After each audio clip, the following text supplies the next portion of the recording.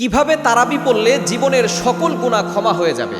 আমরা কিন্তু অনেকেই তারাবি পড়ি, কিন্তু আমাদের এই তারাবিগুলোকে আমাদেরকে সকল গুনাহ থেকে ক্ষমা করাতে পারবে?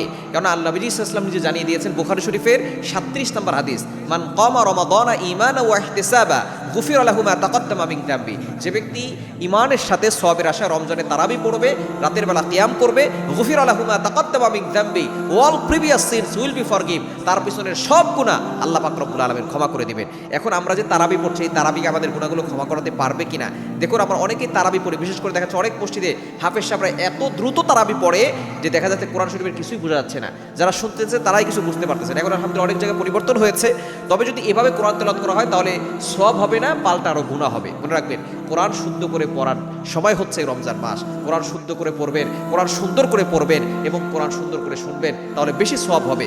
এখন যদি নামাজে যারা তারাবি পড়ে তারা যদি দেখা যায় খুব দ্রুত করে পড়ে, রুকু সিজদা ঠিকমতো আদায় না করে, কোরআন শুদ্ধ করে না পড়ে, তাহলে কিন্তু গুনাহ হবে এবং এই তারাবি পড়ে তারা জান্নাতে যেতে পারবে না। যারা সুন্দর করে ধীরস্থিরভাবে কোরআন তেলাওয়াত করবে এবং শুনবে এবং ধীরস্থিরভাবে নামাজ পড়বে, রুকুটা সুন্দর করে করবে, সেজদা সুন্দর করে করবে, সুন্দর করে রুকু হতে দাঁড়াবে, সুন্দর করে সেজদা হতে সুন্দর করে বসবে, সোজা হয়ে বসবে, এই সকল ব্যক্তিরা যারা ধীরস্থিরভাবে নামাজ পড়বে এবং 2 রাকাত পর পর আল্লাহর জিকির করবে, আল্লাহ পাক রব্বুল আলামিন তাদের পিছনে সব গুনাহ খাতাগুলো